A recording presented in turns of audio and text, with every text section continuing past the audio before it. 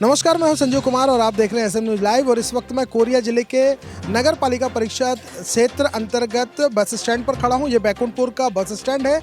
यहां से बहुत लंबी दूरी तक की बसें आपको मिल जाती हैं, लेकिन इन बसों के पीछे जो कॉम्प्लेक्स बनाया गया है, आप देख सकते हैं मेरे पीछे, और विजुअल्स में मैं आपको दिखाऊंगा। यहाँ पर बहुत सारी दुकानें बनाई गई हैं। इन दुकानों में जो दुकानदार हैं, इनके कुछ समस्याएं हैं। आज उनसे हम बात करेंगे और जानने की कोशिश करेंगे कि आखिर किस तरह की समस्याओं से ये जूझ रहे हैं। इस वक्त हमारे साथ एक सैलून के मालिक हैं, उनसे हम बात करेंगे। बसें खड़े होने से आप लोगों को क्या तकलीफ है? बहुत तकलीफ है सर, हम लोग को काम धाम नहीं आ रहा, ग्राहक नहीं पहुंच पा रहे हैं, हम लोग को परेशानी होता है। तो गाड़ी बाइक यहाँ आएगा तब तो काम धाम करवाएंगे उन लोग कुछ। मैंने आपकी शिकायत क्या है? आप ये जो आप बता रहे हैं कि बहुत तकलीफ है, क्यों है ये तकलीफ? बस खड़ा कर देते हैं, ये लगी तो है सर। खराब गाड़ी, पूरा बस एजेंट लोग, पूरा एजेंट लोग से बोलते हैं, हम क्या कर सकते हैं। बहुत बार कंप्लेंट भी किया, नगर पालिका में किया, एसडीएम में किया, आरटीओ ऑफिस में किया, कलेक्ट्रेट में किया, कोई सुनवाई नहीं। तो अब मैंने गाड़ियां खड़ी होने से आप लोगों को जो रोज का जो आप लोगों का इनकम है वो हैम्पर हो रहा है। इसके लिए जब आपने शासन प्रशासन से बात की तो उन्होंने क्या कहा? हंसते हैं सर नगर पालिका वाले, बोलने से ऐसा बोलता हूँ ना तो हंसते हैं। मैं उस दिन मोबाइल नहीं रखा, नहीं तो रिकॉर्ड करके मैं दिखाया होता। हंसते हैं जाने से वहाँ से। किससे बात किया था आपने? सर उनका नाम तो मालूम नहीं है, लेकिन चेहरा पहचानता हूँ। मैं बोला भी उनको कि भैया थोड़ा सा रिक्वेस्ट कर दीजिए, तो हंसते हंसते अपने ऑफिस में गए, कुर्सी में बैठ गए। बोले किराया पटाते हो? हर महीना पटाते हो? बोले हाँ पटाता हूँ, हर महीना पटाता हूँ। तो बोले चलो ठीक है, देखते हैं। आपके दुकान का किराया कितना है? मेरे दुकान का किराया 4,500 है जी। तो हर महीने आपका ये जो दुकान हैम्पर होने की वजह से जो पैसा आप रेंट के तौर पर दे रहे हैं, ये कहाँ से दे रहे हैं? कैसे इसको मैनेज कर रहे हैं? बस किराया हो रहा है कमा। आज मैं 250 रुपये का काम किया हूँ, उसमें से 150 रुपये किराया, 100 रुपये अपना मेहनताना जोड़ लीजिए, सामान का जोड़ लीजिए, बस शाम हो गया। आप खुद तो देख रहे हैं, एक तो कस्टमर है क्या अभी तक नहीं है ना।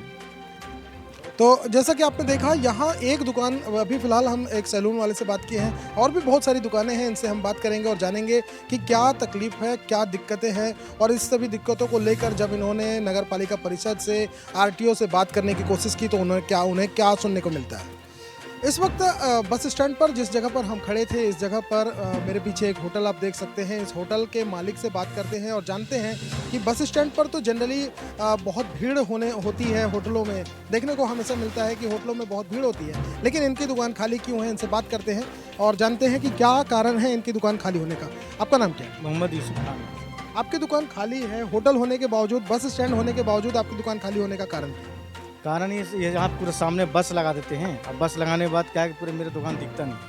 अब मैं बस मालिक को बोलते हैं तो एजेंट लोग आके गाड़ी यहाँ लगवा देते हैं। वो बोलते हैं कि भाई ये बस स्टैंड है, यहाँ लगेगा। अब पूरा उस साइड में पूरा रैम्प खाली, जहाँ बस लगनी है तो वहाँ बस नहीं लगा के हम लोग के दुकान के सामने लगाते हैं। अभी ये 15 दिन 20 दिन मेरा हुआ है होटल खोले हुए। पहले यहाँ गैरेज था, गैरेज नाम से नगर पालिका लाट की, फिर अभी होटल बना दिए। 2 पैसा का जरिया बनेगा। उसके बाद भी क्या है, ये बस वाले मेरे को इतना जीना 7 साल से परेशान है।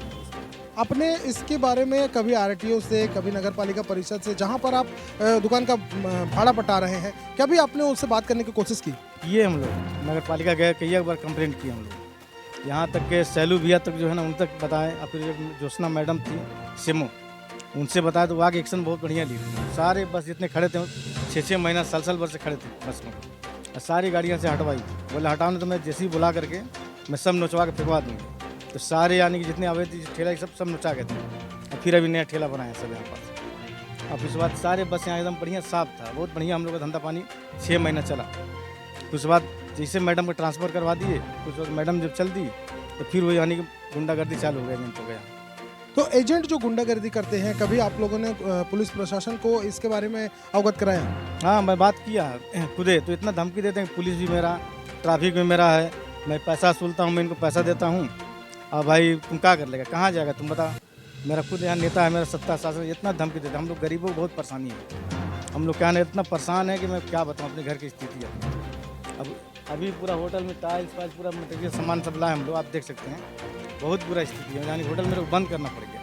आज 4 दिन से मेरा होटल बंद है, सिर्फ ये बस वाले ही चलते हैं। मेरा मुश्किल हो गया जीना यहाँ पर। तो जैसा कि आपने देखा, ये सिर्फ एक दुकान या दो दुकानों की समस्या नहीं है। यहाँ पर जितनी भी दुकानें हैं, यहाँ बहुत सारे इस बस स्टैंड पर बहुत सारी ऐसी दुकानें बनाई गई है जिससे भाड़ा वसूलती है नगर पालिका परिषद। लेकिन अब जब इनके दुकानों के सामने गाड़ियाँ खड़ी होंगी, बसें खड़ी होंगी, यहाँ तक कोई पहुँच नहीं पाएगा।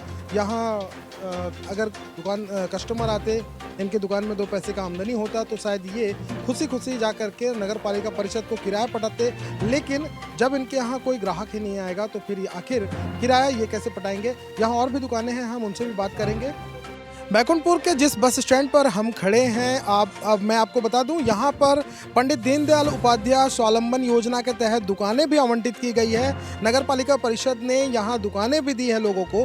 लेकिन इन दुकानों पर कस्टमर जो आएंगे, जो ग्राहक यहाँ तक पहुँचेंगे, उन दुकानों तक पहुँचने से पहले ही उस रास्ते को बैरिकेडिंग कर दी गई है, रोक दिया गया है। उसके बाद यहाँ सामने बसें खड़ी हो जाती है। इस दुकान के सामने अभी काफ़ी सारी बसें यहाँ खड़ी हैं और वो सारी बसें जब सामने खड़ी हो जाती हैं तो कस्टमर को यहाँ तक आ पाने में बहुत दिक्कत होती है।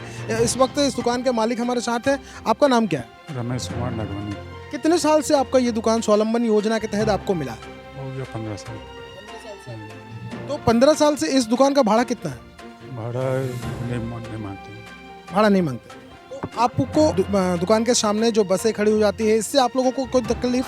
पूरी गाड़ियाँ खड़ी जाती, पूरी दुकान ढक जाता है, कस्टमर आ नहीं पाता मैंने। तो इसकी वजह से जो परेशानियां होती है, क्या इसके बारे में आपने नगर पालिका परिषद या आरटीओ के से किसी से बात की? नगर पालिका को किए हैं मैंने, कोई कार्रवाई नहीं होती। कोई कार्रवाई नहीं होती।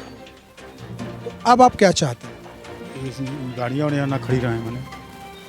ये तो बस स्टैंड है, यहाँ तो गाड़ियाँ खड़ी होंगी। ना गाड़ी खड़ा करने का उधर है मैंने, ये आने जाने के लिए है मैंने। अब गैरेज चलते और गाड़ियाँ खड़ी हो जाती हैं, उसके चलते परेशानी होता है हम लोग।